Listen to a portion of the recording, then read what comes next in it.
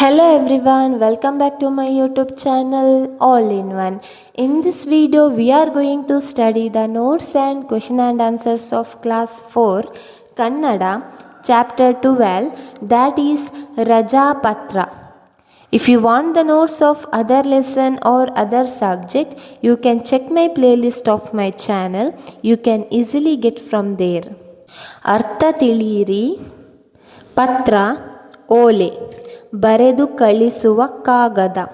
ಕ್ರಮ ರೀತಿ ಬಂಧು ನೆಂಟ ಸಂಬಂಧಿಕ.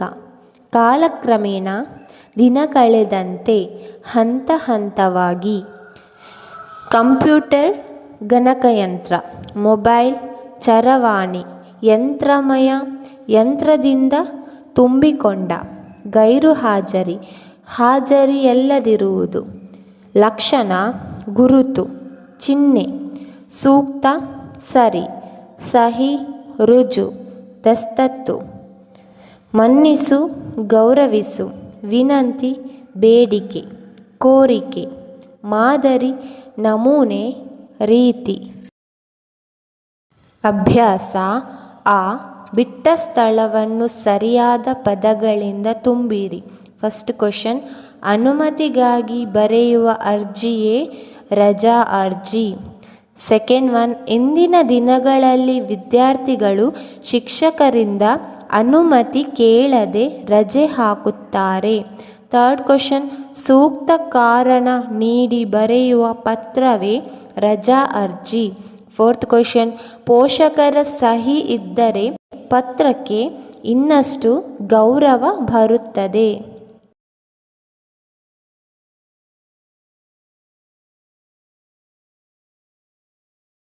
ಆ ಒಂದು ವಾಕ್ಯದಲ್ಲಿ ಉತ್ತರ ಬರೆಯಿರಿ. ಫಸ್ಟ್ ಕ್ವೆಶ್ಚನ್, ಕೈ ಬರಹದ ಪತ್ರ ಏಕೆ ಕಡಿಮೆಯಾಗಿದೆ? ಆನ್ಸರ್, ಕಾಲಕ್ರಮೇಣ ಕಂಪ್ಯೂಟರ್ ಮೊಬೈಲ್ ಇತ್ಯಾದಿಗಳು ಬಂದು ಕೈ ಬರಹದ ಪತ್ರ ಕಡಿಮೆಯಾಗಿದೆ. ಸೆಕೆಂಡ್ ಕ್ವೆಶ್ಚನ್, ಪತ್ರದಲ್ಲಿ ಏನನ್ನು ಮೂಡಿಸುವಾಗ ಸಂತೋಷವಾಗುತ್ತದೆ?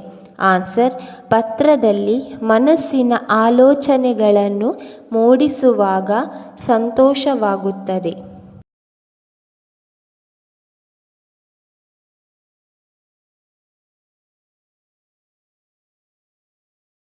ಥರ್ಡ್ ಕ್ವೆಶ್ಚನ್, ವಿದ್ಯಾರ್ಥಿಗಳು ಯಾರಿಗೆ ರಜಾ ಅರ್ಜಿ ಬರೆಯಬೇಕು?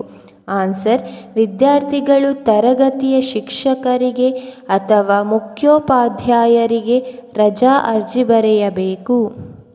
ಫೋರ್ತ್ ಕ್ವೆಶ್ಚನ್, ಯಾವುದು ಒಳ್ಳೆಯ ವಿದ್ಯಾರ್ಥಿಗಳ ಲಕ್ಷಣವಲ್ಲ? ಆನ್ಸರ್, ಶಿಕ್ಷಕರಿಂದ ಅನುಮತಿ ಕೇಳದೆ ಶಾಲೆಗೆ ಗೈರು ಹಾಜರಾಗುವುದು ಒಳ್ಳೆಯ ವಿದ್ಯಾರ್ಥಿಗಳ ಲಕ್ಷಣವಲ್ಲ.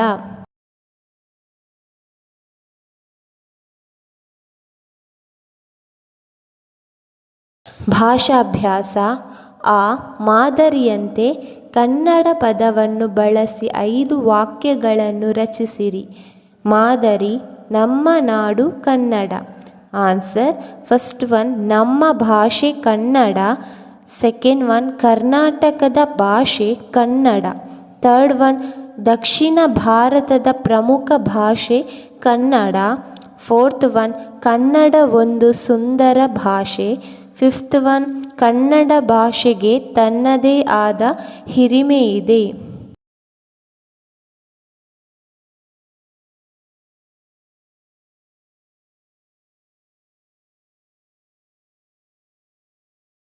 ನೆಕ್ಸ್ಟ್, ಆ ಕೆಳಗಿನ ವಾಕ್ಯಗಳನ್ನು 2 ಗೆರೆಗಳ ನಡುವೆ ಅಂದವಾಗಿ ಬರೆಯಿರಿ. ಫಸ್ಟ್ ಒನ್, ಆಕಾಶದಲ್ಲಿ ಹಾರುವ ವಿಮಾನ ನೋಡಲು ಚಂದ. ಸೆಕೆಂಡ್ ಕ್ವೆಶ್ಚನ್, ಕಸ್ತೂರಬಾ ರಾಷ್ಟ್ರಪಿತ ಮಹಾತ್ಮ ಗಾಂಧೀಜಿಯವರ ಪತ್ನಿ. ಥರ್ಡ್ ಒನ್, ಹುಯ್ಯೋ ಹುಯ್ಯೋ ಮಳೆರಾಯ.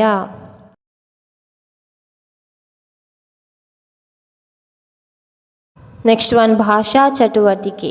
ಫಸ್ಟ್ ಒನ್, ಬ್ಯಾಂಕಿನ ಮ್ಯಾನೇಜರ್ಗೆ ನೀವು ಗುಮಾಸ್ತರೆಂದು ಭಾವಿಸಿ ಅರ್ಜಿ ಬರೆದು ರಜೆ ಕೇಳಿರಿ. ದಿನಾಂಕ 5/12/2025 ಮಂಗಳೂರು. ಇವರಿಂದ ಗುಮಾಸ್ತ, State Bank of India, Mangaluru.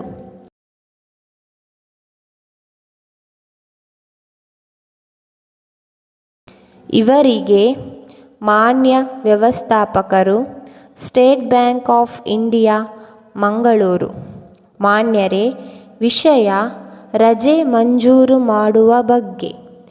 ಮೇಲೆ ತಿಳಿಸಿದ ವಿಷಯಕ್ಕೆ ಸಂಬಂಧಿಸಿದಂತೆ ನನ್ನ ವೈಯಕ್ತಿಕ ಕೆಲಸದ ನಿಮಿತ್ತ ನಾನು ದಿನಾಂಕ 6/12/2025ರಿಂದ 7/12/2025 ಕಚೇರಿಗೆ ಹಾಜರಾಗಲು ಸಾಧ್ಯವಾಗುತ್ತಿಲ್ಲ.